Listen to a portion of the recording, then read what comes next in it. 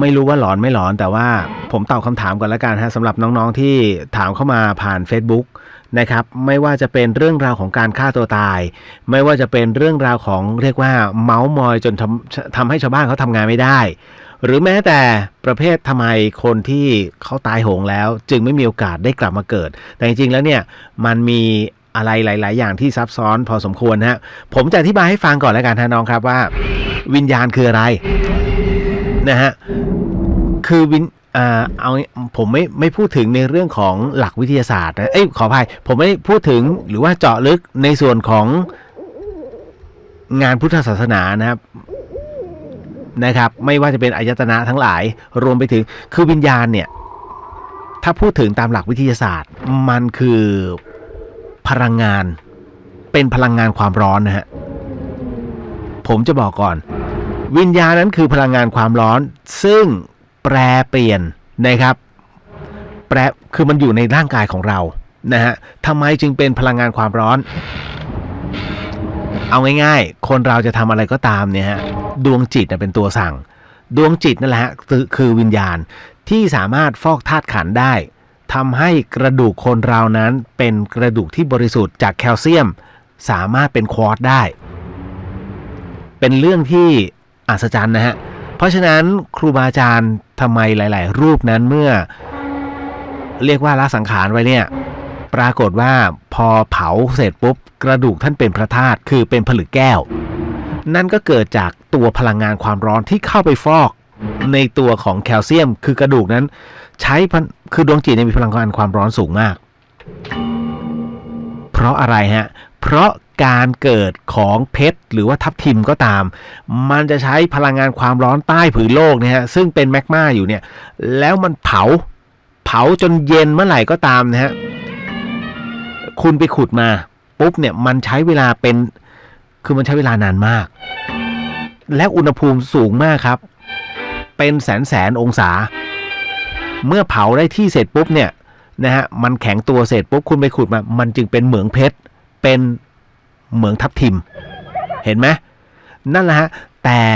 ดวงจิตของเราสามารถทำได้ฮะแต่นั้นก็คือต้องครูบาอาจารย์ซึ่งยึดมั่นในชั้นสูงแล้วนะฮะหมายถึงขั้นสูงนะฮะสามารถที่จะฟอกธาตุขันธ์ตรงนั้นได้ดังนั้นมันคือความร้อนแต่เมื่อมันหลุดออกจากร่างเสร็จปุ๊บพลังงานความร้อนนั้นจะแปลสภาพเป็นพลังงานไฟฟ้าทันทีฮะนะฮะซึ่งมีหน่วยเล็กมากเป็นพลังงานไฟฟ้าซึ่งมีเขาเรียกว่าค่าหน่วยของมันเป็นโอห์มนะฮะขออภัยเป็นจูลนะฮะเป็นจูลนะครับแค่16จูลคนที่เรียนฟิสิกส์รู้ใช่ไหมนะฮะค่าตัวนี้นะครับเพราะฉะนั้นเวลาที่เขามีการพิสูจน์กันเนี่ยเขาจะมีเครื่องตรวจจับวัดพลังงานเนี่ยเขาจะมีตัวหนึ่งแล้วเข็มมันจะติดนั่นนะฮะคือมันจับพลังงานได้นะฮะซึ่งเป็นพลังงานไฟฟ้าแต่ในกรณีเดียวกันถ้าคุณเอาโทรศัพท์มือถือไปมันก็รับได้เช่นกันเพราะฉะนั้น50-50นะฮะแต่นะตรงนี้ผมอธิบายก่อนนี่คือที่มาที่ไปของคำว่าวิญญาณนะฮะคราวนี้วิญญาณนั้น1หน่วยนั้นคุณสามารถสัมผัสได้ไหมได้ไม่ได้แล้วแต่บุคคลฮะแต่เมื่อละสังขารคือ วิญญาณนั้นไร้ร่างนะฮะแต่ในขณะเดียวกันวิญญาณก็ต้องหาร่างเขาเรียกว่าตายปุ๊บเกิดปั๊บเป็นโอปาปาติกะดังนั้นจิตจึงต้องมีรูปของมันรูปนั่นน่ะที่คุณต้องฝันอยู่ตลอดเขาไปอยู่อีกหนึ่งภพภูมิเขาเรียกว่าเมื่อถอดออกไปเสร็จปุ๊บเนี่ยเขาเรียกกายละเอียดหรือว่าอธิสมานกายคุณสามารถพบเจอเขาได้ในความฝันครับเพราะอะไรเพราะว่าในความฝันของคุณนั้นคุณถอดจิตออกไปแล้วแต่คุณไม่สามารถกำหนดมันได้ว่าเฮ้ยตอนนี้กูถอดไปแล้วนะไม่ใช่นะฮะคุณไม่สามารถกำหนดได้ยกเว้นคนที่นั่งกรรมฐานหรือว่านั่งสมาธิชั้นสูงฮะคุณสามารถกำหนดตัวเองที่ถอดจิตออกไปได้เอาไว้ผมจะมาเล่าในวันพรุ่งนี้ผมจะมาเล่าเรื่องของหลวงพี่รูปหนึ่งซึ่งถอดจิตออกไปแล้วตายฮะทำไมจึงเป็นแบบนั้นมันมีเรื่องราวหลายอย่างพอสมควรเลยทีเดียวเอาล่ะพอมาถึงตรงนี้ผมอธิบายคร่าวๆก่อนนะฮะเอาเรื่องราวของวิญญาณก่อนพอมาถึงตรงนี้คุณสามารถที่จะเจอวิญญาณได้เมื่อคุณหลับนะฮะสังเกตไหมว่าทำไมน้องถึงฝันเดี๋ยวเจอคนนู้นคนนี้ที่ตายไปแล้วหรือ ทำไมเจอคนที่อะไรนะเขาเรียกว่าเพื่อนในสมัยเก่าอ่ะคือเพื่อนที่คุณเจอในสมัยเด็กๆแต่ปัจจุบันคุณก็ยังฝันถึงเขาอยู่แต่ว่าเพื่อนนั้นอยู่ในสมัยนั้นเพราะ Data ครั้งสุดท้ายของคุณที่เจอเขาคือในสภาพนั้นนั่นเองครับนะฮะเพราะฉะนั้นดวงจิตของเราเป็นตัวที่เก็บเอาในส่วนของที่สิ่งที่พบเจอล่าสุดของคนคนนั้นผ่านเข้ามาในชีวิต Data ตัวนั้นจะเก็บเอาไว้องค์พระสัมมาสัมพุทธเจ้าเป็นเพียงผู้เดียวฮะที่สามารถหยิบเอา Data นั้นออกมาพูดได้เลยว่าอ๋อเวลานั้นนัดเจอนี้พูดคำนี้ออกไปแบบนั้นแบบนี้ขึ้นอันนี้ออกไปพูดแบบนี้ออกไปท่านรับรู้แต่ของเราโอ้โหเฮ้ยฮะเหรอเราเคยเจอกันเหรอเมื่อไหร่อะไรยังไงมันจำไม่ได้เพราะ Data นั้นมันอยู่ลึกมากๆจนที่คุณเองนั้นลืมไปแล้วฮะว่าเราจะสืบค้นยังไงนอกจากให้เขาเฮ้ยเราเคยเจอกันมาหรือเปล่าเราเจอกันมาเมื่อไหร่อะไรยังไงนั่นแหละฮะนั่นแหละเมื่อคุณฝันคุณถึงได้เจอสภาพของเพื่อนในสมัยที่ยังเป็นเด็กๆอยู่แต่คุณน่ะแก่แล้วนั่นแหละครับส่วนคนที่อันนั้นเขาเรียกว่าชั่วหนึ่งของตัวจิตของสมองถ้าภาษาวิทยาศาสตร์ก็คือคลื่นสมองมันไปกระทบกันอยู่แค่ช่วงขณะจิตนิดเดียวแล้วมันไประลึกวิทยาศาสตร์ใช้คำว่าระลึกถึงแต่พุทธศาสนาบอกว่าคุณไปเจอกันเลยแต่มันเป็นภาพสุดท้ายที่ Data นั้นมันเก็บไว้ในความทรงจำส่วนคนที่ตายไปแล้วนะฮะเมื่อมาหาอันนั้นมันมีเหตุที่ต้องมาหานะครับมาหาแบบไหนว่ากันไปแต่ละเรื่องอันนี้ผมอธิบายคร่าวๆว่าคุณเจอวิญญาณกันยังไงนะฮะในส่วนของสามารถสัมผัสได้นะหมายถึงว่านั่นคือตอนคุณหลับเท่านั้นแต่ที่เจอกันโจงครึ่มนั้นเดี๋ยวค่อยว่ากันมาถึงนะตรงนี้ผมเข้ามาในส่วนของคำถามก่อนนะฮะคือน้องบอกมานะฮะว่าพี่เดียวผมอยากจะทราบถึงผลกรรมไอ้ประเภทที่มันคอยรังแกคนเนี่ยฮะคือรังแกด้วยปากนะฮะปากบ้างหรือว่านินทาบ้างทำให้เขาไม่สามารถที่จะเหมือนกับว่าทำงานได้อย่างมีความสุขคุณจะบอกว่ามันมีอันหนึ่งนะคุณต้องดูก่อนว่าเขาเป็นคนที่นิสัยอย่างไงถ้าคนอันนี้ผมบอกน้องๆทุกคนเลยนะฮะถ้าน้องๆเจอคนที่วันๆเอาแต่นินทาคนนะฮะวันๆเอาแต่นินทาคนไม่ยอมทำงานทำการตั้งป้อมทำงานนิดนึงแล้วมานินทาคนปุ๊บคุณอย่าไปคบเขานะฮะเพราะคนนี้เป็นโรคจิตชนิดรุนแรงวันไหนไม่ได้นินทาคนอยู่ไม่ได้ฮะกินข้าวไม่อร่อยเขาเรียกโรคจิตนะฮะเพราะฉะนั้นคนใดที่1ด่าคนเป็นอาจิน2นินทาคนเป็นอาจินอย่าไปคบคุณเชื่อผมคนอื่นยังโดนแล้วคุณจะไม่โดนเหรอถูกไหมฮะเพราะฉะนั้นค่ะแล้วหนีห่างออกมาจบฮะเพราะฉะนั้นของฟรีไม่มีในโลกนะฮะของฟรีไม่มีในโลกเพราะฉะนั้นเมื่อคุณทำอะไรกับเขาไว้คุณจะเจอเขาเป็นทวีคูณนะฮะแต่กรรมมันจะรอจังหวะกรรมจะมี2ประเภทนะฮะ1ปัจจุบันทันด่วนเลย2รอจังหวะนะฮะรอจังหวะคิวก่อนมันเหมือนกับคอยเข้าคิวต่อแถวต่อแถวอันนี้เดี๋ยววันนี้มึงโดนกรรมเบาๆไว้ก่อนเดี๋ยววันที่นี่แหละหรือว่าปีนี้มึงโดนบางคนโอ้โหมัวแต่รอกรรมเฮ้ยเราจัดการเองเลยอย่าฮะเพราะมันจะผูกพันต่อเนื่องซึ่งกันและกันแล้วมันจะต่อเนื่องไปตลอดเพราะฉะนั้นทำในสิ่งที่คุณคิดว่าทำถูกแล้วเอาหูทวนลมไปแล้วก็ไปปล่อยเขานะฮะมันมีปัญญาจะนินทาปล่อยมันไปฮะนี่คือสิ่งที่เขาเรียกว่าการปล่อยวางในขณะเดียวกันคนคนนั้นมีความสุขไหมปล่อยให้เขามีความสุขไปฮะเพราะคนคนนี้เป็นคนที่ลึกๆแล้วน่าสงสารเนี่ยการทำเช่นนี้คือต้องการให้คนยอมรับเขาจำไว้นี่คือหลักวิทยาศาสตร์เลยฮะหลักพระพุทธศาสนาคือแต่เมื่อเขาตายไปปุ๊บสิ่งหนึ่งที่เขาไปเขาจะต้องเป็นเปรตก่อนนะฮะการติฉินนินทาคนเปรียบเสมือนกับการนำเอาของคนนั้นมาเป็นของตัวนั่นนะฮะคือจะต้องเป็นเปรตก่อนแล้วเปรตตัวนี้ผมไม่แน่ใจเนวิกเปรตหรือเปล่าแต่แน่นอนที่สุดปากเท่ารูเข็มอันนี้คือเบสิกมากของคนที่ชอบพูดติฉินนินทาว่ากล่าวให้ร้ายผู้อื่น2มือเท่าใบรานบางคนบอกไม่เคยเห็นคุณจะไปเห็นยังไงฮะผมบอกอยู่หยกว่าวิญญาณคือ1หน่วยพลังงานเป็น1หน่วยพลังงานเล็กๆฮะคุณเปิดไฟปุ๊บหายแล้ว จริงๆนะฮะเดี๋ยวมาพูดกันเรื่องอภินิหารต่างๆนานาเดี๋ยวค่อยว่ากันพอถึงตรงนี้เสร็จปุ๊บนี่คือตัวกรรมที่เขาจะต้องเจอนะครับมาถึงย้อนกลับมาถึงว่าพี่เลี้ยวและไอ้ที่มันบอกมันมาหาเราเปิดไฟแล้วไฟไม่ติดอะไรนั่นในหนังครับน้องคุณเคยเห็นผีหักคอคนตายไหมไม่มีฮะมีแต่คนฆ่าคนตายกันเองนะครับเพราะฉะนั้นเรื่องราวของวิญญาณนั้นมันอยู่กันคนละภพฮะการที่เขามาปรากฏตัวนั้นใช้กำลังบุญเยอะนะน้องเขามาขอเขาไม่ได้มาหลอกแต่คุณคิดว่าเขามาหลอกเพราะว่าสื่อมันทำให้คุณกลัวถูกไหม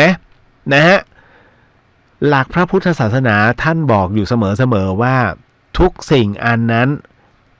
คนมนุษย์คือผู้ที่มีบุญสูงสุดแล้วคุณจะไปกลัวทำไมสัมภเวสีการมาปรากฏตัวนั้นเขาไม่ได้มาทำอะไรนะฮะเขามาขอบุญช่วยทำบุญให้เขาหน่อยเพราะไม่ว่าจะเป็นเทวดานะฮะทวยเทพเทวดานะฮะสัตว์นรกทั้งหลาย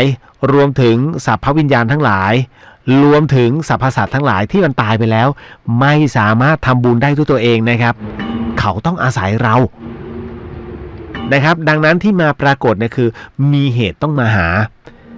การที่จะบังคับให้ไฟปิดนี่โอ้โหมันเสียกำลังบุญเท่าไหร่เนี่ยไปแกล้งคนแทนที่ให้เขาจะทำบุญให้ได้บาปไปอีกไม่ต้องไปผุดไปเกิดกันการไม่ไปผุดไปเกิดของสัพพวิญญาณไม่ใช่เป็นเรื่องดีนะฮะโดยเฉพาะอย่างยิ่งวิญญาณอาฆาตอย่างกรณีที่น้องที่หนึ่งถามว่าตายโหงนั้นทำไมหมดสิทธิ์เกิดไม่ใช่ครับมีทั้งเกิดได้กับเกิดไม่ได้มีกรณีของคุณครูท่านหนึ่งครับคุณครูท่านหนึ่งเมื่อปี 2529 คุณครูท่านนี้นะคุณครูนะฮะคุณครูท่านนี้ถูกยิงเสียชีวิตนะครับนะฮะคุณครูท่านนี้ถูกยิงเสียชีวิตในขณะที่ปั่นจักรยานมาตามคันนากำลังจะเข้าบ้านแล้วโดนลอบยิงปรากฏว่าหลังจากนั้นให้หลังไม่กี่ปีในปีพุทธศักราช 2503ไม่ขออภัย42ฮะ2542ปรากฏว่าวิญญาณตรงนี้มาเกิดเป็นเด็กคนหนึ่งแล้วสามารถพูดได้เลยว่าเมื่อก่อนนี้เขาเป็นครูแล้วโดนยิงตายตรงนี้นะฮะจนกระทั่งเขาบอกว่าเนี่ยนี่คือบ้านเขาแล้วเข้าไปถึงแล้วก็ชี้คุณยายคนนั้นนะฮะคุณป้าคนนั้นเป็นเมียเก่าเขานะฮะเป็นเมียเก่าเขาพ่อกับแม่ปัจจุบันไม่เชื่อก็เลยพาเด็กคนนั้นเข้าไปเสร็จปุ๊บปรากฏว่าเดี๋ยวเรื่องที่ผมเล่านี่คือลงข่าวหน้าหนึ่งเลยนะฮะหน้าหนึ่งของหนังสือพิมพ์ผมไม่แน่ใจทั้งข่าวสดและเดลินิวลงเรื่องนี้อยู่นะฮะลองไปหาดูเด็กคนนี้บอกว่าก็ถ้าอยากจะรู้นี่ฉันเอาเข็มขัดเอาไว้บนหลังตู้อันนั้นนะฮะหลังตู้ตรงนั้นเป็นเข็มขัดสีนี้ปรากฏว่าเมียเนี่ยฮะเดินไปแล้วก็ไปเอื้อมมือดูมันมีขนลุกมีเข็มขัดนั้นอยู่จริงๆฮะคุณผู้ฟังมีเข็มขัดของอดีตสามีนั้นอยู่จริงๆนะฮะก็ยังไม่เชื่ออีกมันอาจจะเป็นเรื่องบังเอิญนะฮะเด็กน้อยคนนี้ก็เลยบอกว่าในตู้เสื้อผ้าด้านล่างตรงลิ้นชักเนี่ยให้ก้มลงไปมีกระดาษอยู่แผ่นหนึ่งตรงนั้นเนี่ยแปะเอาไว้มันเป็นเขาเหมือนกับมันเป็นจดหมายอะไรสักอย่างหนึ่งแล้วแปะเอาไว้ปรากฏว่าป้าเนี่ยผู้เป็นเมียก็เลยเดินไปที่ตู้เสื้อผ้าแล้วก็ก้มดูคุณผู้ฟังครับเวลาผ่านไปเกือบ20 ปีป้าไม่รู้เลยฮะคุณป้าไม่รู้เลยว่าสามีนั้นเก็บจดหมายรักฉบับแรกเอาไว้ตรงนั้นฮะเอาสกอตเทปปิดเอาไว้แล้วก็ด้านล่างตรงลิ้นชักพอป้าแกะออกมาถึงกับผงะร้องไห้ฮะนั่นคือสิ่งที่เป็นเครื่องยืนยันว่าเขากลับมาเกิดใหม่นั่นคือการตายโหงคืออะไรการตายโหงคือการตายที่ผิดธรรมชาตินะฮะธรรมชาติคืออะไรฮะแก่ตายนะฮะเจ็บไข้ได้ป่วยแล้วตาย2ประการแค่นั้นเลยนะฮะนอกเหนือจากที่ผมพูดต่อไปนี้นั่นคือตายโหงฮะแม้กระทั่งการตายท้องกลมนะฮะถือว่าตายโหง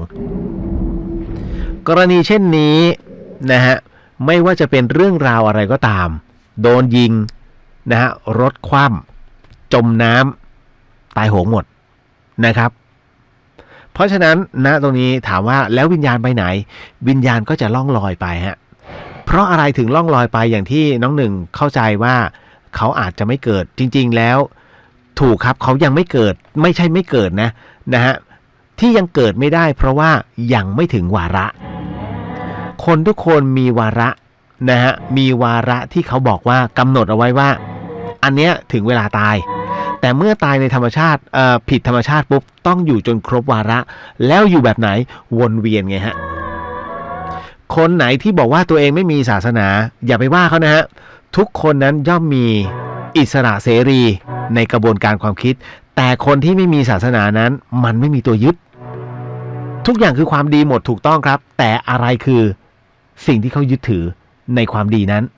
แล้วความดีคุณทำเพื่อสบายใจถูกไหมแต่ใช้เป็นหรือเปล่าต้องถามตรงนี้ฮะเพราะท้ายที่สุดแล้วเมื่อคนที่เสียชีวิตไปการโมทนาความดีนั้นมีผลให้ร่างกายของเรานั้นครบ32ต่อไปนะฮะเพราะฉะนั้นในกรณีแบบนี้ผมถึงได้บอกว่าคนที่บอกว่าไม่มีศาสนานั้นมันจะมี2อันคือกลับมาเกิดใหม่ก็ได้กับอีกอันหนึ่งคือไปเรื่อยๆเป็นสัมภเวสีเพราะไม่มีตัวยึดเกาะไม่มีตัวยึดเหนี่ยวนะฮะเขาจะมีความรู้สึกว่าโอ้ยเกิดมาชาติเดียวเดี๋ยวมันก็ตายผมเลยต้องบอกกลับไปว่าทั่วทุกมุมโลกมันมีการระลึกชาติว่าในอดีตชาตินั้นฉันเป็นใครอะไรยังไงต้องตอบให้ได้นะฮะสมัยก่อนผมไม่ได้เอาสมัยนี้ที่มันมีอินเทอร์เน็ตถึงกันนะผมย้อนกลับไปอินเทอร์เน็ตเพิ่งมาจะระบาดไปเมื่อ10 กว่าปีที่ผ่านมาถูกไหม Facebook เนี่ยมันมาระบาดตอนปี48ถูกป่ะเพราะฉะนั้นหลังจากนั้นที่มันไม่มีเอามือถือแล้วกันมือถือแพ็กลิงก์โอ้โหย้อนกลับไปนานเลยแพ็กลิงก์มาบูมตอนปี32ถูกไหม2532เอาว่าหลังจากนั้นไปแล้วกันบางคนยังไม่เกิดมันยังไม่มีอะไรเลยแต่ผีมันมีมาก่อนนั่นแหละฮะทั่วทุกประเทศการระลึกชาติมีมาก่อนหน้านั้นการเข้าทรงมันมีมาก่อนหน้านั้นคุณตอบได้หรือเปล่าว่ามันมาแบบไหนหรือมันโทรมานัดกับประเทศไทยมึงต้องมีผีแบบนี้นะฮะถูกป่ะญี่ปุ่นต้องมีผีล่มเกาหลีต้องมีจูออนถูกป่ะมันไม่ใช่เรื่องบางเรื่องนั้นมันนอกเหนือคำอธิบายฮะถูกไหม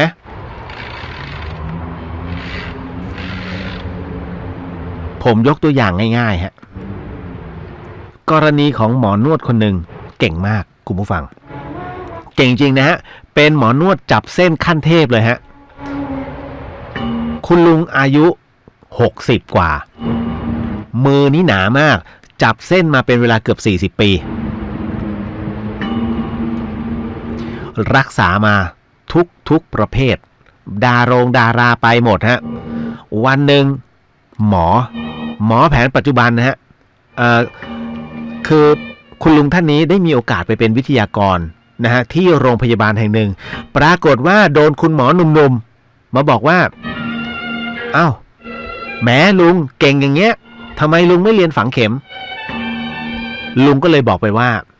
หมอเข้าใจคำว่าแพทย์ทางเลือกไหมนะฮะหมอเข้าใจไหมคำนี้แพทย์ทางเลือกเพราะเขาเลือกแล้วว่าจะนวดจับเส้นแค่นั้นหมอยังต้องเลือกเลยหมอวิสัญญีแพทย์กุมารแพทย์นะฮะสัญญาแพทย์ถูกไหมหมอยังเลือกเรียนเลยแล้วทำไมอันนี้คือแพทย์ทางเลือกเขาไม่ได้มาเรียนสัพเพเหระฮะเพราะฉะนั้นถ้าไม่อยู่ในข่ายที่เขาต้องรักษาไปหาที่อื่นท้ายที่สุดแล้วคุณเชื่อไหมหมอเด็กๆพวกนี้พาแม่ไปรักษากับลุงคือไปจับเส้นคือเป็นอัมพฤกษ์นะฮะแล้วขยับไม่ค่อยจะได้แต่ลุงนวดครั้งเดียวเดินได้เลยแต่ตอนแรกคือลุงแกก็เก๋าไงแกก็เลยบอกว่าไหนบอกรักษาได้ไม่รักษาพ่อแม่ตัวเองเอามาทำไมที่นี่ หมอหน้าเจือนนะเนี่ยฮะก็เป็นอีกหนึ่งเรื่องนี่คือผมกำลังจะยกตัวอย่างว่ามันเป็นความเชื่อของแต่ละคนนะฮะเพราะฉะนั้น หมอเชื่อของหมอในสิ่งที่หมอเรียนมาถูกไหมคุณลุงประสบการณ์ล้วนๆฮะจับจนรู้ว่าตรงไหนเป็นยังไงนั่นคือสิ่งที่รับรู้มาถูกไหมทำไมศาสตราจารย์ด็อกเตอร์ต่างๆต้องไปคุกเข่าให้กับหลวงตานะฮะซึ่งจบมาแค่ป .4 หรือว่าแค่ลูกชาวนามันน่าคิดไหมฮะแล้วคุณไปเป็นลูกศิษย์ท่านแล้วตกลงยังไงตกลงใครเก่งกว่าใครฉลาดกว่าเขาเรียกว่าเก่งกันคนละด้านหลวงตาท่านนั้นปฏิบัติธรรมจนรับรู้เรื่องราวเนี่ยฮะเรียกว่าแก้ไขใจคนทุกคนที่มีปัญหาทุกวันนี้คือใจมันมีปัญหามันไม่ใช่ปัญหาคือคุณเงินไม่พอใช้นะฮะอกหักรักคุดตุ๊ดเมินแฟนทิ้งใจทั้งนั้นเลยล้วนๆที่คุณเป็นอยู่แต่หลวงตาหลวงปู่ท่านแก้ได้ไงแต่ว่าด็อกเตอร์แก้ไม่เป็นนั่นแหละฮะท่านจึงยอมจำนนแต่ถ้าถามว่าวิชาความรู้ให้หลวงปู่ไปทดลองงั้นท่านก็ทำไม่ได้จำเอาไว้ฮะว่าอะไรสำคัญที่สุดคือใจคนนะฮะสำคัญที่สุดเพราะฉะนั้นพระพุทธศาสนานะองค์พระสัมมาสัมพุทธเจ้าจึงให้มีพระสงฆ์เป็นตัวแทนขององค์ท่านนะฮะในการที่จะเรียกว่ากระจายธรรมะเพื่อแก้ใจแต่พระบางรูปก็เอาคำว่าแก้ใจนั้นไปเป็นคำว่าแก้เงินทุกอย่างมาปัจจัยมาเห็นไหมหลายๆคนคุณเคยเห็นเอาผมยกตัวอย่างง่ายๆนะที่ผมจัดรายการที่ 104.5 เมกะเฮิรตซ์คือวัดฝายหินเนี่ยวัดฝายหินไม่เคยบริจาคฮะไม่เคยรับขอบริจาคเลยเอามามีเท่าไหร่มาตรงนี้มาฟังคลื่นตรงนี้นะแล้วก็เอามาคบบริจาคกันคนละ1,000-2,000ไม่มีนะฮะไม่เคยเรียกเงินจากโยมแล้วก็ไม่เคยอะไรเลยยกเว้นที่แบบว่าสุดๆจริงๆเช่นน้ำมันไม่ไหลแล้วตอนนี้วัดขาดปัจจัยมากอย่างเงี้ยฮะก็ขอคุณโยมทั้งหลายที่ร่วมกันนะพอจะมีปัจจัยก็อยากทำบุญน้ำก็นิดนึงแล้วกันอะไรอย่างเงี้ยฮะอันนั้นคือจะบอกเหตุผลมันมีที่มาที่ไปคือเดือดร้อนจริงจะบอกแต่ไม่ใช่ว่ากวนโยมไปทั้งหมดไอ้นู่นไอ้นี่ค่าสายศีล50 บาทไม่ใช่ฮะไอเนี่ยเขาเรียกพุทธพาณิชย์คุณไปวัดนั้นก็ถ้าสบายใจก็ไปฮะไอประวัติประเภทแบบนั้นนะฮะแต่วัดฝายหินคุณมาเนี่ยมีแต่ความร่มรื่นได้กราบรูปเหมือนครูบานะฮะครูบาหลวงนะฮะได้เห็นบรรยากาศที่สบายๆและวัดวิถีแบบบ้านๆเป็นแบบไหนนะฮะไม่เรียกฮะข้างนอกไม่เคยติดตู้บริจาคไม่เคยมีนั่นคือผมจึงได้เลือกที่จะจัดนะตรงนี้ถามว่ามีหลายๆที่ไหมมีฮะเขาอยากให้เดอะเฮียนไปปรากฏนะตรงนั้นติดต่อเข้ามาแต่ไม่เอาฮะ ผมว่าโอ้ยผมเกิดจากตรงนี้ผมก็อยู่กับตรงนี้แหละสนุกสนานกันไปเอาละในส่วนของการฆ่าตัวตายคุณผู้ฟังครับเราจะไม่พูดถึงเหตุผลอะไรต่างๆนานาที่มันเป็นส่วนของภาษาแพทย์นะฮะแต่ผมจะพูดถึงในสภาวะจิตใจของคนทุกวันนี้ละกันผมจะบอกว่าณตอนนี้ด้วยสภาพแวดล้อมทั้งหลายก็ตามนะฮะเชียงใหม่เนี่ยโอกาสในการฆ่าตัวตายถามว่าน้อยหรือมากผมว่ายังน้อยกว่ากรุงเทพฮะกรุงเทพนั้นเป็นเมืองที่แออัดมากคุณผู้ฟังการแข่งขันนั้นมีสูงและแน่นอนที่สุดฮะจะบอกว่าในส่วนของอะไรโอ้โหเข้ามาอยู่เรื่อยๆแป๊บหนึ่งฮะได้ยินตุ้งตังคือด้วยสภาวะของการแข่งขันเนี่ยมันทำให้คนมักจะเป็นโรคซึมเศร้ามากขึ้นฮะเพราะถึงบ้านปุ๊บเก็บตัวไม่สูงสิงกับใครมันสูงสิงกันมาทั้งวันแล้วฟาดฟันในเรื่องของหน้าที่การงานฟาดฟันกับลูกค้าฟาดฟันกับบทที่ต้องพรีเซนต์ต่อไปหรือว่าการเตรียมงานต่อไปมันเลยทำให้นี่เลยฮะเหมือนกับว่าเครียดสูงพอเครียดสูงแล้วไม่รู้จะไปปรึกษาใครเพราะคุณผู้ฟังเชื่อไหมว่าที่กรุงเทพมหานครนั้นนะฮะข้างๆห้องแทบจะไม่รู้จักกันเลยฮะของเรานี้เริ่มจะเป็นฮะสังคมเมืองมันเริ่มเข้ามาในจังหวัดเชียงใหม่คือคนที่อยู่คอนโดเนี่ยมักจะไม่รู้จักกันเพราะความหวาดระแวงว่าเฮ้ยมันจะอะไรหรือเปล่ามันเป็นมิจฉาชีพหรือเปล่าทำไมมนุษยสัมพันธ์ดีขนาดนี้คือมันคิดมากเกินไปไงฮะแต่สังคมรอบนอกเนี่ยซึ่งเป็นสังคมแบบบ้านๆเลยอันเนี้ยบอกชื่อหนึ่งไปรู้จักกันหมดนะฮะอยู่บ้านหลังนู้นหลังนี้นั่นเป็นสังคมที่น่ารักมาก ยังเป็นข้าวหม้อแกงหม้ออยู่เนี่ยฮะมันถึงว่าอัตราการฆ่าตัวตายจึงน้อยมากแต่พอมันเป็นสังคมที่เห็นแก่ตัวคือสังคมเมืองเข้ามาเนี่ยโอกาสคิดคนเดียวเองมันมีสูงดังนั้นเมื่อจิตใจเศร้าหมองแล้วเกิดเรียกว่าฆ่าตัวตายหรือว่าการทำอัตวิบากกรรมนั้นมันจึงส่งผลให้จะผมพูดถ้าตามหลักพระวินัยเรียกว่าตามหลักพระไตรปิฎกแล้วกันเมื่อคนฆ่าตัวตายนะฮะกรรมนะตรงนั้นคุณจะต้องฆ่าตัวตายต่อไปเรื่อยๆถึง500ชาติครับคำว่า500ชาตินั้นหมายถึงว่าไปเรื่อยๆไปเรื่อยๆแต่ในขณะเดียวกันนั้นมันยังมีเรื่องราวที่คุณจะต้องเผชิญในตัวเศษกรรมก่อนที่ต้องไปถึงตรงนั้นในเรื่องของการฆ่าตัวตายซึ่งทรมานมากครับ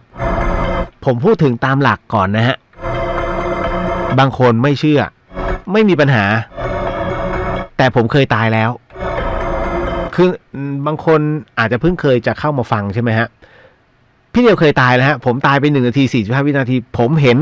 ในช่วงเวลานั้นน่ะนะฮะว่า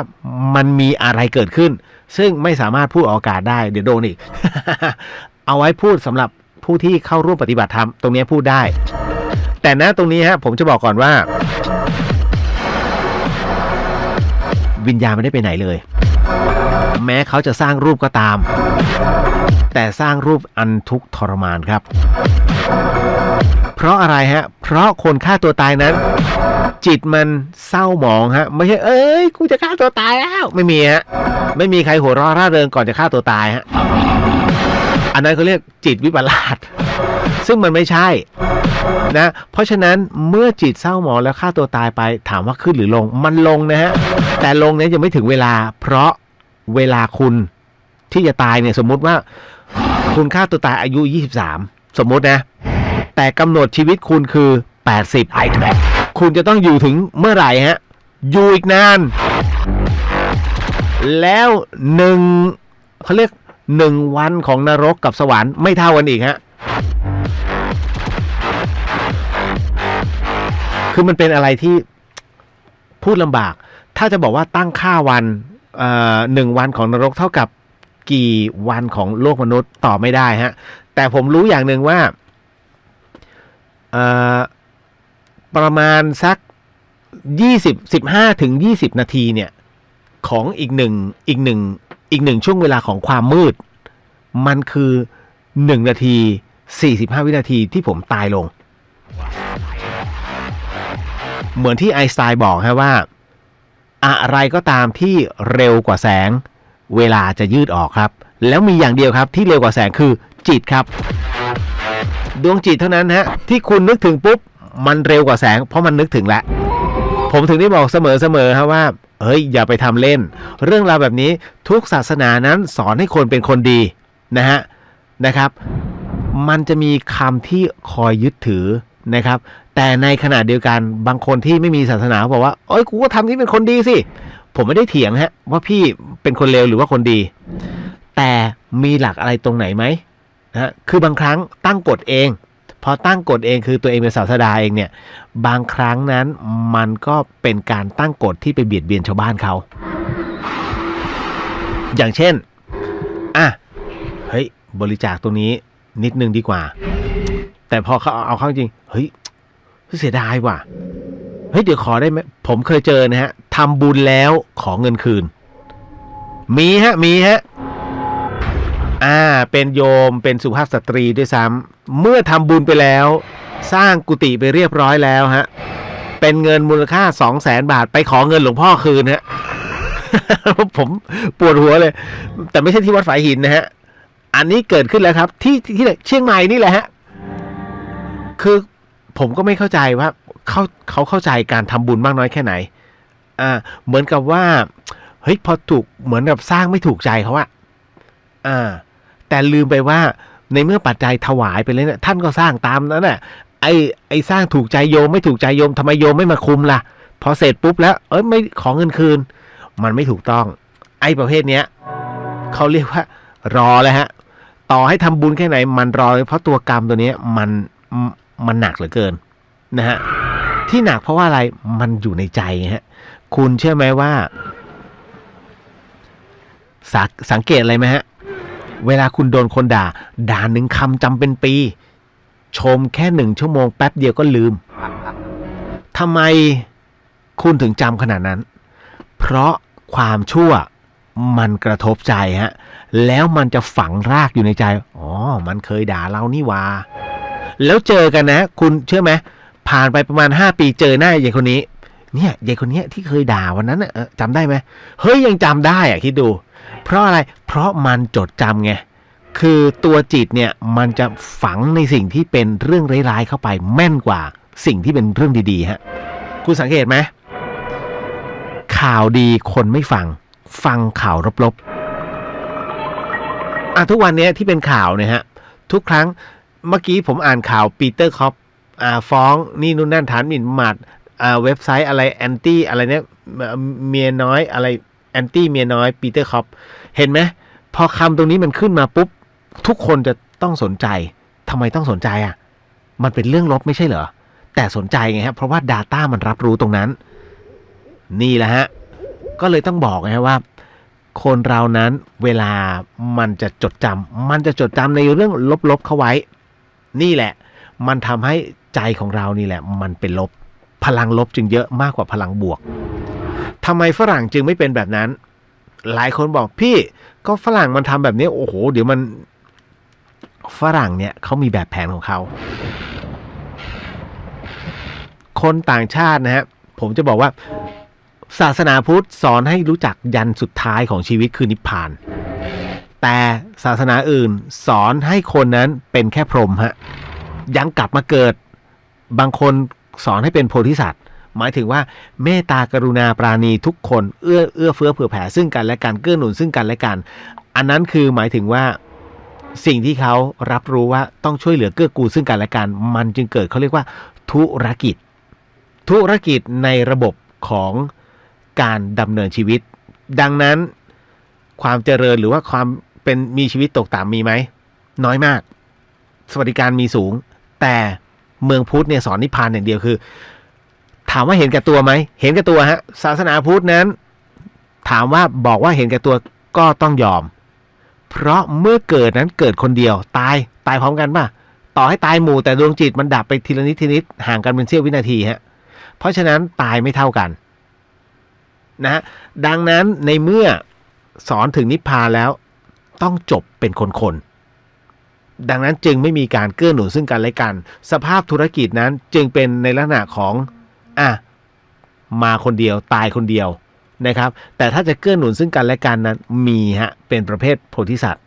ต้องการที่จะเกื้อหนุนซึ่งกันและกันแต่ว่าใจก็ยังถือพุทธอยู่มันเนี่ยเป็นแบบนี้ฮะคือลักษณะของการนับถือมันจึงมีอะไรมากมายเลยที่น่าศึกษามากคุณผู้ฟังครับเรื่องราวแบบนี้ต้องเข้าไปคลุกคลีฮะโอ้ยหนุกหนานฮะเวลาเราศึกษาอะไรแบบนั้นมาถึงในเรื่องของการฆ่าตัวตายก่อนพอถึงนะตรงนี้เสร็จปุ๊บเนี่ยที่มันต้องตายต่อเนื่อง500 ชาติถามว่ามีความสุขไหมไม่มีความสุขครับเพราะคุณยังไม่มี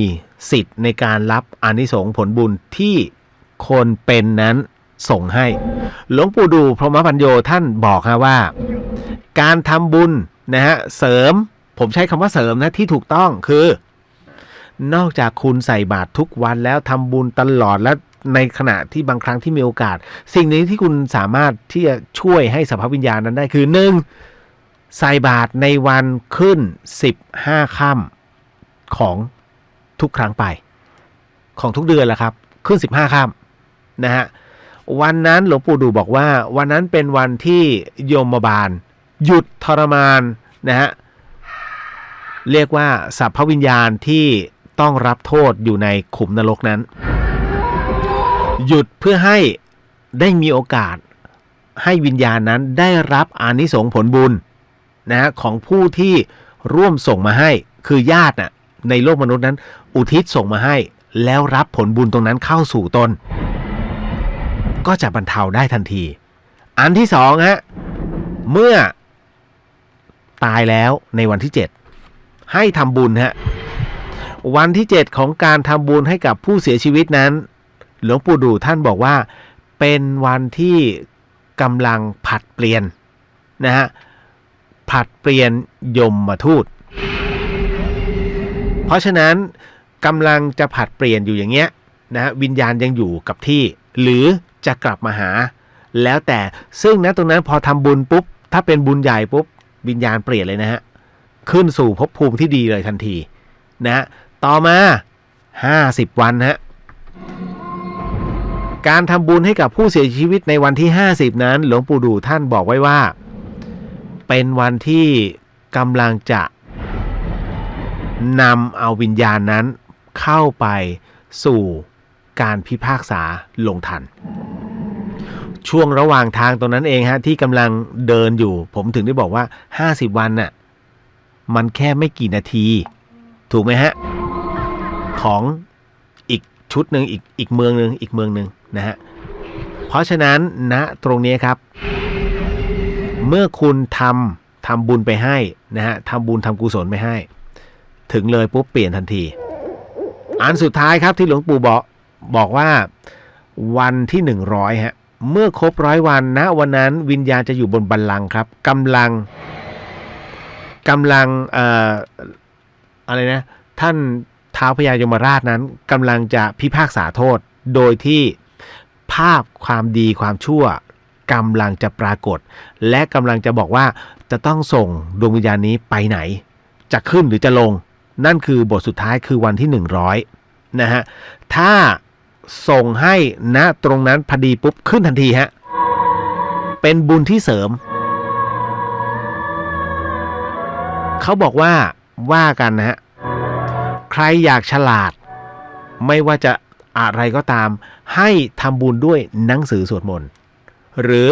หนังสือเกี่ยวกับธรรมะนี่แหละฮะเพื่อให้คนได้ต่อยอดอ่านนะครับเพราะฉะนั้นมีทั้งในเรื่องของการฉลาดปราดเปรื่องนะฮะเป็นผู้รู้เป็นภูมิรู้เป็นกูรูนะฮะหรือว่าเป็นครูนะฮะผู้ที่ใช้มันสมองในอนาคตในภายภาคหน้าเขาถึงได้ให้ทำบุญด้วยหนังสือสวดมนต์นะฮะไอ้ที่ประเภทปลาไหลให้ไหลลื่นนะปลาหมอให้ฉลาดนะฮะส่วนปลาสลิดก็อะไรนะให้เหมือนกับว่าทำอะไรก็จะได้มีความมั่นคงไม่เจอกับการคดโกงอันนั้นผมจะบอกว่าเพอร์เจอร์ฮะปลาไหลชื่อฝรั่งมันว่าอะไรอ่ะปลาช่อนขออภัยเต่าอายุยืนเต่าชื่อทางวิทยาศาสตร์ชื่ออะไรอ่ะอ้าวแล้วทำไมต้องมาเอาเต่าอายุคือเรื่องของเรื่องเนี่ยเป็นการอุปโลกขึ้นมาฮะผมเห็นแล้วรู้สึกจักจี้ใจอยากจะบอกเกินว่าใครบอกมึง ใครบอกว่าต้องปล่อยไอ้นี่แล้วเป็นอย่างนี้ผมจะบอกว่าทำอะไรก็ได้ที่เป็นความดีและคุณสบายใจการต่อยอดชีวิตนั้นเกิดจากตรงนี้ครับคือสามเณรน้อยรูปหนึ่งนะฮะก็ไม่เข้ากับเสียงเพลงสิเก็บไว้ก่อนแล้วกัน เกิดจากการที่สามเณรน้อยนะฮะซึ่งถึงคาดแล้วเนี่ยนะฮะกำลังเดินไปหาพระโมคคัลลานะฮะซึ่งพระโมคคัลลาท่านดูแล้วว่าเอ๊ะเนนน้อยถึงคาดแล้วนี่ทำไมนะตอนนี้ถึงได้เดินทางมากราบท่านได้ก็ปรากฏว่าสอบถามว่าเนนในระหว่างทางนั้นเป็นไงบ้างมีอะไรหรือเปล่าเนนก็เลยทูลบอกว่าพอดีว่าตอนที่เดินมานั้นไปเจอลูกปลานะฮะอยู่ในแอ่งปักตมเนี่ยฮะซึ่งมันกำลังจะแห้งอยู่แล้วนะฮะก็เลยช้อนเอาลูกปลาเนี่ยไปปล่อยลงน้ำท่านก็เลยคำนวณนี่เองนี่คืออานิสงส์ที่ช่วยชีวิตปลาจึงต่อชีวิตเนนไม่ให้ถึงคาดฮะเรื่องของเรื่องเป็นอย่างนั้นนั่นคือการโมทนาความดีผมถึงได้บอกว่าเวลาคุณจะทำคนที่คิดว่าตัวเองกำลังจะแย่ชีวิตแย่ๆให้คุณไปเป็นเจ้าภาพฮะไม่ต้องเป็นเจ้าภาพกระถงกระถินอะไรฮะให้คุณไปเป็นเจ้าภาพนะฮะไถ่ชีวิตโคกระบือนี่แหละฮะ ถ้าคุณไปตามวัดแล้วบอกถ่ายชีวิตโคกระบือโดยที่มีวัวควายอยู่ตรงนั้นคุณไม่ต้องทำเพราะมันไม่ตายแล้วฮะไอ้วัวควายที่ยืนอยู่ตรงวัดมันไม่ตายแล้วฮะไอ้ที่มันจะตายคือโรงฆ่าสัตว์คุณไปที่โรงฆ่าสัตว์แล้วถามก่อนเลยว่าถ้าจะถ่ายชีวิตโคกระบือชุดหนึ่งเนี่ยมันต้องใช้เงินเท่าไหร่คุณไปเป็นแม่งานตรงนั้นแล้วก็ขอบริจาคจากคนที่ญาติธรรมหรือว่าเพื่อนฝูงที่อยากร่วมบุญตรงนี้เฮ้ยทำบุญป่ะเฮ้ยถ่ายชีวิตโคกระบือไอ้ตรงนี้แหละฮะรอดตาย 100% ก่อนที่จะเข้าโรงฆ่าสัตว์คือเรียกว่าโรงฆ่าสัตว์แห้วอ่ะ ฮะเหรอ โอ้ยมาซื้อถึงที่เลยเหรอแต่ซื้อแบบชีวิตเป็นๆนะฮะมันจะดีใจมากคุณเชื่อไหมนั่นคือสิ่งที่ผมบอกว่าวิธีการทำบุญต้องฉลาดฮะโอ้บางคนหยอดคุณเห็นไหมวัดหนึ่งมีทั้งหมดกี่ตู้20 ตู้บ้าไปแล้วอะไรมากมาย20 ตู้จริงๆเนี่ยมีอยู่ตู้เดียวฮะคือชำระหนี้สงฆ์จบเลยฮะไม่ว่าจะเป็นค่าน้ำค่าไฟนะฮะค่าบำรุงการศึกษาค่านี่ค่านู่นมันอยู่ในฝ่ายของตู้ชำระหนี้สงฆ์ตู้เดียวเท่านั้นครับคุณผู้ฟังนั่นคือจบเลยนะฮะอย่าไปเป็นเครื่องมือพุทธพาณิชย์ผมบอกได้เลยแต่ถามว่ามีโอกาสในการจันลงพระพุทธศาสนาไหมถ้าคุณหยอดลงไปถ้าเป็นวัดที่คุณคิดว่าท่านเจ้าอาวาสนั้นเป็นนักพัฒนาหยอดไปเลยฮะเพราะรับประกัน 100% ว่าเงินทุกบาททุกสตางค์ของคุณนั้นท่านนำไปพัฒนาต่ออันนั้นได้อานิสงส์ครับแต่บางวัดนี่โอ้โหแม่เจ้าตู้รอบวัดจะตู้อะไรนักหนานะครับอันนี้ต้องดูให้ดีนะผมบอกว่าเฉยๆเดี๋ยวผมก็จะโดนพระท่านเฉ่งบอกมันกลับมาอีกแล้วไอ้นี่กลับมาอีกแล้วปากมันเป็นอย่างนี้เอาละฮะมาเข้าสู่เรื่องราวหลอนๆเอาละฮะน้องๆครับสิ่งที่ผมกำลังจะเล่าให้คุณผู้ฟังได้ยินเรื่องราวต่อไปนี้นั้นอย่าเชื่อนะฮะให้ฟังหูไว้หูแล้วก็ใช้วิจารณญาณทุกครั้งในการรับฟังเรื่องราวประเภทนี้ฮะข้อสำคัญอยากให้คุณนั้นได้ฟังเป็นนิยายครับเพราะเรื่องราวที่ผมกำลังจะเล่าต่อไปนี้นั้นเกิดขึ้นที่กรุงเทพมหานครเมื่อไม่กี่วันที่ผ่านมาโอ้ยเล่าดีไหมเนี่ยถึงขนาดนี้เอ่ยปากแล้วเรื่องเดียวเลยฮะที่ผมเล่าจริงๆผมจะเล่าน้องที่อายุ8 ขวบระลึกชาติเรื่องที่ผมกำลังจะเล่าต่อไปนี้นั้นเกิดในซอยวิภาวดี16ครับในซอยนี้มีคอนโดมากมายผมไม่เจาะจงแล้วกันผมจะบอกว่าแม่บ้านคอนโดหนึ่งครับนะฮะแม่บ้านคอนโดหนึ่งกำลังทำความสะอาดในช่วงของสายวันหนึ่งนะสายเมื่อ2 วันที่แล้วแล้วกันกลางวันฮะในขณะที่แม่บ้านนั้นกำลังเก็บขยะอยู่นะฮะเพื่อหย่อนลงไปในตู้กลางและหลังจากนั้นเนี่ยฮะแม่บ้านเขาต้องถูก็จะเอาไม้ม็อกเนี่ยถูพื้นทุกอนูของพื้นที่นะที่เป็นส่วนกลางเนี่ยถูหมดปรากฏว่ามันมีห้องหนึ่งครับที่แม่บ้านนั้นถูไปเสร็จปุ๊บไปเจอผู้ชายคนหนึ่งกำลังปิดประตูจึงเสร็จปุ๊บแม่บ้านก็ถูไปเขาถูไป2 รอบไปกลับนะฮะแล้วความกว้างคือตึกนี้มันมีห้องพักอยู่ประมาณ500 ห้องนะฮะแต่ชั้นนะมันค่อนข้างจะยาวแกก็ถูไป1 รอบก็ได้ยินเสียงกรึ้มถูกลับมาอีกรอบนึงก็หันไปปุ๊บเห็นผู้ชายคนนี้โผล่หน้าออกมาแล้วก็ปิดประตูอีกตึ้งชักไม่แน่ใจก็เลยโทรศัพท์เรียกรปภฮะรปภของคอนโดรปภก็โทรเข้าไปที่นิติบุคคลก็ปรากฏว่าเจ้าหน้าที่นิติบุคคลอีก1 คนก็ขึ้นมารวมกันเป็น3 คนนะฮะก็มาหาไปพร้อมกับแม่บ้านนะฮะแม่บ้านก็ชี้ห้องนี้พอไปถึงปุ๊บปรากฏว่าห้องมันโดนปิดนะฮะปิดจากข้างนอกคุณผู้ฟังห้องนี้โดนปิดจากข้างนอกครับแล้วไอ้ใบค่าน้ำค่าไฟบินนู่นบินนี่หรือว่าไอ้อะไรต่างๆนานาจดหมายเต็มเลยฮะอยู่หน้าห้องคือมันสอดอยู่ตามประตูนะครับเขาก็เลยสงสัยเอ้าแล้ว เมื่อกี้มีคนเข้าออกแล้วทำไมของมันยังเสียบอยู่แม่บ้านก็บอกเฮ้ยจริงจริงจริงจริงก็เลยวอไปถามนิติบุคคลอ๋อห้องนั้นไม่มีคนอยู่นี่กุญแจอยู่นี่รปภก็เลยขออนุญาตไปเปิดฮะก็เลยลงไปเอากุญแจข้างล่างแล้วขึ้นไปเปิดข้างบนพอเปิดประตูห้องเข้าไปฮะนะฮะคือเจ้าของห้องเนี่ยเขาอยู่ต่างจังหวัดนะแล้วปรากฏว่าอันนี้เขาปล่อยให้เช่าแต่เนื่องเหตุปัจจัยอะไรไม่รู้ฮะนะครับเขาไม่ได้บอกเหตุผลนะครับว่าทำไมถึงไม่มีคนอยู่แล้วค่าน้ำค่าไฟจึงไม่จ่ายแล้วโดนตัดน้ำตัดไฟเป็นที่เรียบร้อยนะฮะก็3คนนี้เขาก็เข้าไปนะฮะนิติบุคคล1คนรปภ1คนแล้วก็แม่บ้านเข้าไปตอนที่เปิดประตูเข้าไปเขาบอกว่ากลิ่นนี้เหม็นมากคือมันเหมือนกลิ่นเน่าซึ่งมันคลุ้งอยู่ตอนแรกนึกว่ามีใครตายปรากฏว่าเดินไปปุ๊บมันมีเหมือนกับอาหารแบบบูดมาเป็นเวลานานแล้วฮะนะครับล้อมไปด้วยถุงพลาสติกไอ้ถุงก๊อบแก๊บอยู่ในถังเนี่ย2 ถังด้วยกันเน่าเหม็นเลยแมงวันตอมงี้หนอนขึ้นนะฮะเขาก็เดินสำรวจในห้องแล้วอยู่ปรากฏว่าประตูมันปิดฟึ่มพอปิดฟึ่มเสร็จปุ๊บแม่บ้านก็โอ้โหไม่ไหวก็เลยค่อยๆแง้มประตูแม่บ้านบอกว่าตอนที่เปิดประตูประตูหนักมากแล้วก็เลยกดพัดลมก็เป่า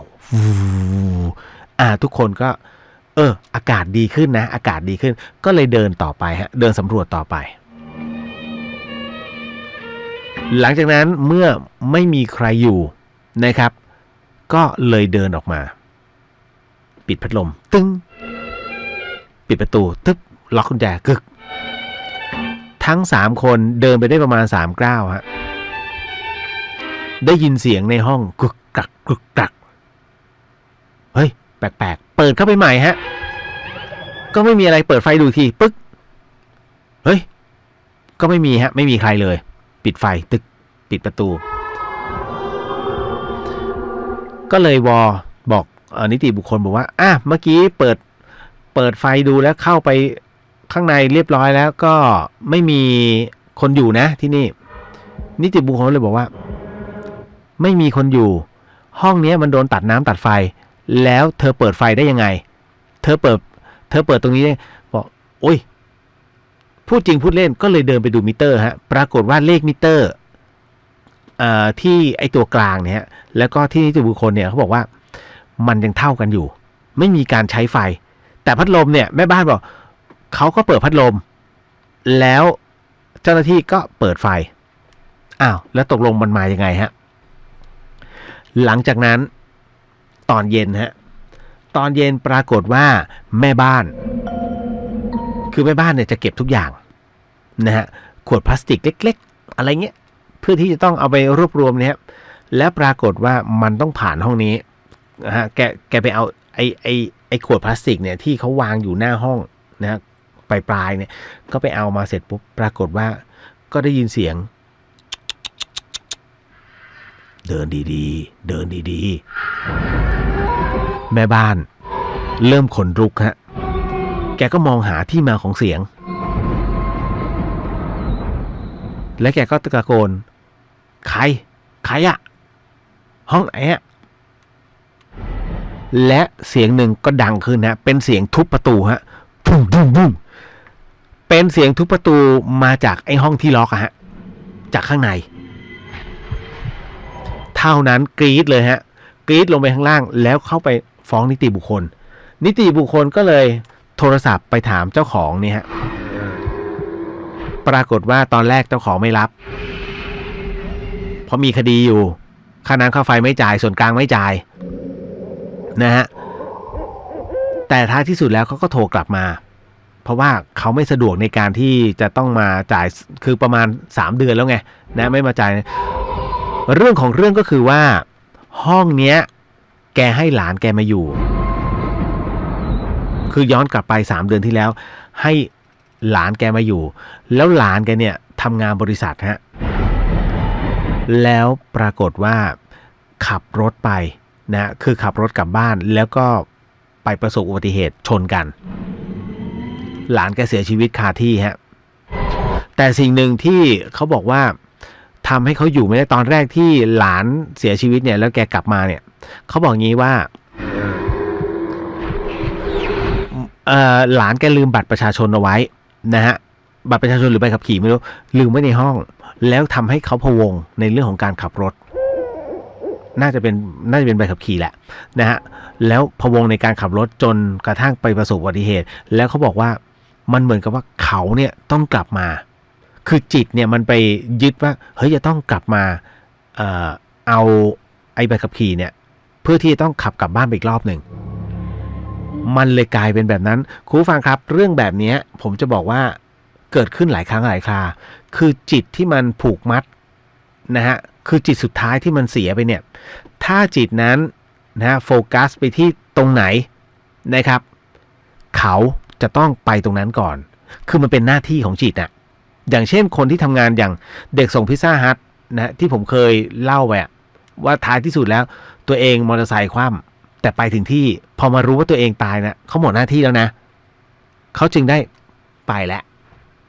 นั่นคือสิ่งที่เขารับรู้ว่าอ๋อนี่เราตายแล้วแต่ในกรณีนี้ผมว่าน้องเขาน่าจะหวงห้องด้วยเพราะว่าห้องนั้นโดนปิดมาตลอดแม้กระทั่งโดนตัดน้ำตัดไฟแล้วนะคือแม่บ้านก็งงอ่ะ เมื่อวานนี้นะฮะเขาเปลี่ยนคนนะแม่บ้านคนนี้เขาไปทำชั้นอื่นนะฮะและส่วนไอ้ชั้นนี้ชั้นใหม่ก็เป็นอีกคนหนึ่งซึ่งรับเข้ามาใหม่ยังไม่รู้เรื่องฮะผมเองก็เลยถามว่าแล้วได้สวดถอนไหมเนี่ยเคยสวดถอนเขาบอกสวดถอนคืออะไรโอเคงั้นเก็บไว้ก่อนเรารู้แล้วว่าแสดงว่าที่นี่ไม่เคยทำอะไรเลยนะฮะอ่ะเรื่องแรกผ่านไปเวลาเหลือ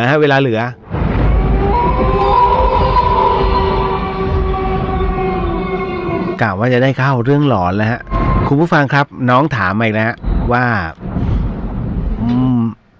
ถ้าดูในกระทู้จะเห็นนะฮะในใน Facebook พี่เลียวนะครับที่น้องถามว่าตายแล้วไปไหนครับพี่นะน้องเข้าใจถามมากผมจะบอกว่าในกรณีตรงนี้ฮะในส่วนของความตายผมเองไม่เคยที่จะไปไหนฮะเพราะว่าวันที่ผมเสียชีวิตเนี่ยรับรู้ว่ามันอยู่ในห้วงของความมืดแต่ในความมืดนั้นก็ยังเห็นบุคคลอีกหลายๆบุคคลนักวิทยาศาสตร์ของรัสเซียอย่างที่คุณเห็นตามอินเทอร์เน็ตที่บอกอะว่าเขารับรู้ของชาวเยอรมันที่ตอนนี้ยืนยันกันว่าคำว่าปรภพหมายถึงว่าภพหน้ามีจริงนะในกรณีตรงนี้สำหรับนักวิทยาศาสตร์นะครับก็เขาบอกว่าคำว่าปรภพนั้นมีจริงแต่พุทธศาสนารู้มาตั้งนานแล้วครับก็ต้องปล่อยให้เขาพิสูจน์ไปก่อนนะครับในส่วนของที่น้องถามว่าแล้วคนเราตายแล้วไปไหนเอาเป็นความเชื่อส่วนบุคคลก่อนนะครับนะฮะในส่วนของพี่เลียวเองเนี่ยเขาไม่ได้ไปไหนเลยเพราะวันที่ผมเสียชีวิตเนี่ยนะครับแล้วผมอยู่ที่โรงพยาบาลดังนั้นคนที่อยู่รอบๆผมอะทั้งหมดเลยนะฮะใส่ชุดโรงพยาบาลนะครับที่เฉพาะห้องที่ผมเห็นนะฮะใส่ชุดโรงพยาบาลแล้วค่อยๆเดินกันไปช้าๆแต่สิ่งที่ผมรับรู้คือตัวเขาเย็นมากเย็นมากๆฮะตอนที่จับขาผมเนี่ยเย็นมากโอ้โหนั่นคือเรารับรู้แล้วว่าในเมื่อเขาเสียชีวิตไปเนี่ยมันน่าจะอยู่นะตรงนั้นนะยังไม่ได้ไปไหนนะฮะแต่ในส่วนของงานพระพุทธศาสนานั้นบอกว่าเมื่อจิตของเราหลุดพ้นปุ๊บจะเกิดใหม่ทันทีเป็นโอปาปาติกะแต่นะตรงนั้นก็ขึ้นอยู่กับด้วยบุญกุศลว่าจะดำเนินไปไหนต่อไปสวรรค์ชั้นแรกยังมีเรื่องของกามอยู่นะฮะยังเหมือนโลกมนุษย์เลยฮะจาตุมหาราชิกาเนี่ยฮะนะในเรื่องของเทวดาหรือว่าเอาถ้าพูดถึงคำว่าเทวดาเดี๋ยวจะหาว่าเวอร์ไปเอาเป็นเรื่องของผู้ที่ดวงวิญญาณที่อยู่ในส่วนของจาตุมหาราชิกานั้นยังเหมือนเป็นบ้านอยู่นะฮะยังเป็นบ้านเป็นครอบครัวปีการเดินเนาะยกเว้นการ การกินเพราะทุกคนอิ่มทิพย์ตรงนี้ผมไม่ได้คิดเองนะเรื่องราวตรงนี้ครูบาอาจารย์ท่านเทศให้ฟังด้วยซึ่งต่างกรรมต่างวาระต่างพื้นที่นะทุกรูปนั้นล้วนเทศเหมือนกันเดะที่สำคัญท่านเป็น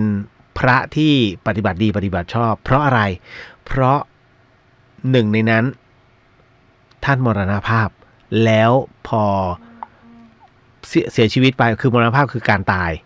ยแล้วเผาแล้วกระดูกท่านเป็นพระธาตุฮะพระธาตุคืออะไรเป็นแก้วเป็นผลึกนะฮะหรือเป็นเศษชิ้นส่วนของกระดูกแคลเซียมเนี่ยแต่ค่อยๆตกผลึกเป็นแก้วซึ่งเป็นเรื่องอัศจรรย์มากแล้วท่านจะมาโกหกผมทำไมหรือว่าโกหกญาติโยมทำไมคือมันไม่มีเหตุผลไงฮะเพราะฉะนั้นศีลในเรื่องของมุสาท่านถืออยู่แล้วเพราะฉะนั้นเมื่อพระผู้ที่เรียกว่าปฏิบัติสักขนาดนี้จะมาทำเฮ้ยมันต้องอย่างนี้ไม่ใช่ฮะผมเชื่อมั่นว่าผมรับฟังในสิ่งที่ท่านสอนผมจะเล่าเรื่องของน้องคนหนึ่งที่กลับชาติมาเกิดอีกครั้งหนึ่งแล้วกันฮะแม้ว่าต่อไปชั้นที่2คือดาวดึงส์ก็ตามนะคือก็จะเป็นอะไรที่ยกเว้นถ้าเริ่มหมดจริงๆเนี่ยคือพรหมแล้วก็ไปสุดท้ายคือนิพพานไม่เกิดแล้วทำไมหลายคนจึงถามว่าเอาแล้วไม่เกิดแล้วดีตรงไหนดีสิครับคุณจะรู้ไหมว่าเมื่อคุณถึงนิพพานเมื่อคุณไม่ได้นิพพานเนี่ยแล้วมาเกิดใหม่โอ้โหคุณจะไปอยู่ไหนเนี่ยฮะตัวครึ่งหนึ่งอยู่พม่าอีกครึ่งหนึ่งเข้ามาเขตแดนไทยหรือเปล่าหรือคุณจะไปเกิดอยู่ในโอ้โหถิ่นอยู่ในถ้ำอย่างเงี้ยฮะมันไม่ใช่โอ้โหเราต้องไปต้องเกิดในที่ดีอย่าคิดนะฮะทุกสิ่งอันเป็นไปตามกรรมคนที่ฆ่าตัวตายด้วยกันคุณเชื่อไหมว่าเขาไม่ได้เกิดด้วยกันนะฮะกรรมจะเป็นตัวจัดสรรนะฮะตัวบุญและกรรมเป็นตัวจัดสรรว่าใครจะเกิดยังไงนะฮะไม่ใช่ว่าคิดว่าตายด้วยกันแล้วโอ้จะต้องไม่ใช่ฮะคิดผิดแล้วครับบางคนนั้นเขาเรียกว่าความดีนั้นไม่ถึงกับการเกิดเป็นคนฮะพอไม่ถึงเกิดเป็นคนนั้นคนนึงเกิดเป็นคนแต่อีกคนนึงจะเกิดเป็นอะไรล่ะถ้าเขาไม่ถึงคนถูกไหมแล้วตกลงมันมาคู่กันตรงไหนเนี่ยนะ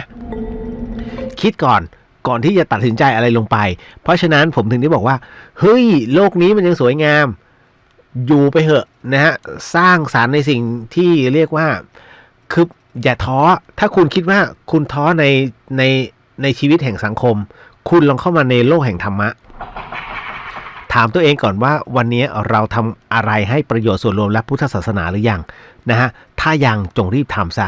เอาละฮะหมดเวลาแล้วครับคุณผู้ฟังครับเดี๋ยวพบกันใหม่ในวันพรุ่งนี้กับเดอะเฮียนนะครับสำหรับค่ำคืนนี้สิ่งหนึ่งสิ่งใดที่เรียนผิดพลาดพลั้งไปต้องขออโหสิกรรมณที่นี้ไม่ได้ตั้งใจนะฮะหรือไม่ได้มีเจตนานะครับในการที่จะไปพาดพิงถึงใครพบกันใหม่ในวันพรุ่งนี้สำหรับค่ำคืนนี้ราตรีสวัสดิ์ครับพี่น้องชาวเชียงใหม่